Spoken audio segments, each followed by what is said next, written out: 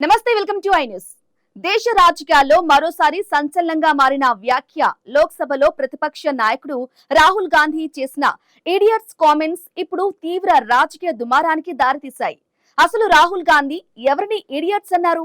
ఎందుకు ఆ పదాన్ని ఉపయోగించారు? అధికార పక్షం ఎందుకు తీవ్రంగా అభ్యంతరం వ్యక్తం చేసింది? స్పీకర్ ఎలాంటి చర్యలు తీసుకున్నారు? ఇప్పుడు దేశవ్యాప్తంగా ఇదే చర్చ. పూర్తి డీటెయిల్స్ ఈ ప్రత్యేక కథనంలో తెలుసుకుందాం.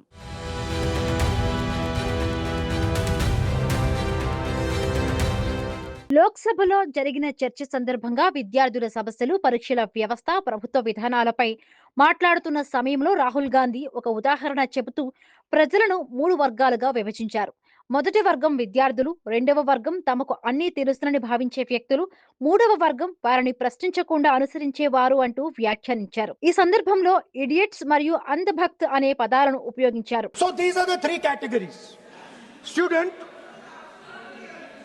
idiot, and andhbhakt who follows the idiot.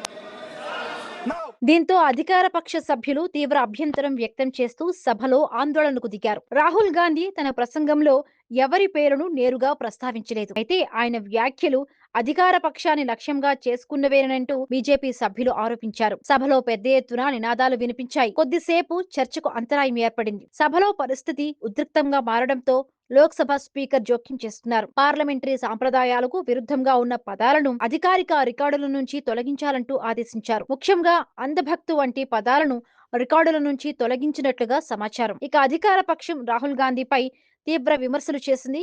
కేంద్ర మంత్రి కిరణ్ రిజిజు సహా పలువురు బీజేపీ నేతలు ఈ వ్యాఖ్యలు పార్లమెంటు గౌరవాన్ని దెబ్బతీసేలా ఉన్నాయంటూ ఆరోపించారు. రాహుల్ గాంధీ క్షమాపణ చెప్పాలంటూ డిమాండ్ చేశారు. మరొక వైపు కాంగ్రెస్ మాత్రం రాహుల్ గాంధీ మాటలను వేరే అర్థంలో తీసుకుంటున్నారని పేర్కొంది. ఆయన ఒక భావాన్ని వివరించేందుకు ఉదాహరణ మాత్రమే చెప్పారని, రాజకీయ ప్రత్యర్థులు దానిని వివాదంగా మారుస్తున్నారంటూ కాంగ్రెస్ నేతలు వాదించారు. ఈ ఘటన తరువాత సోషల్ మీడియాలో కూడా పెద్ద ఎత్తున చర్చ ప్రారంభమైంది. #రాహుల్ గాంధీ, #ఇడియట్స్ రిమార్క్, #లోక్సభ వంటి హ్యాష్ ట్యాగ్లు ట్రెండ్ అయ్యాయి. కొందరు రాహుల్ వ్యాఖ్యలకు మద్దతుగా తెలపగా మరికొందరు తీవ్రంగా వ్యతిరేకించారు. రాజకీయ వర్గాల్లోనూ దీనిపై భిన్నమైన అభిప్రాయాలు వ్యక్తమవుతున్నాయి.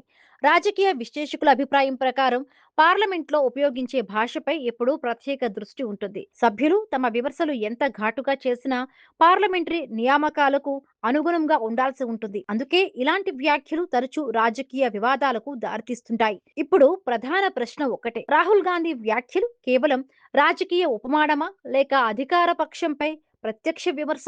దీనిపై రాజకీయ పార్టీల మధ్య వాదోపవాదనలు కొనసాగుతూనే ఉన్నాయి. లోక్సభలో జరిగిన ఈ వ్యాఖ్యల వివాదం మరొకసారి పార్లమెంట్లో రాజకీయ వేడిని పెంచింది. ఈ అంశం ఇక్కడితో ముగుస్తుందా, లేక మరింత పెద్ద రాజకీయ పోరుకు దారితీస్తుందా అనేది రానున్న రోజుల్లో స్పష్టమవుతోంది.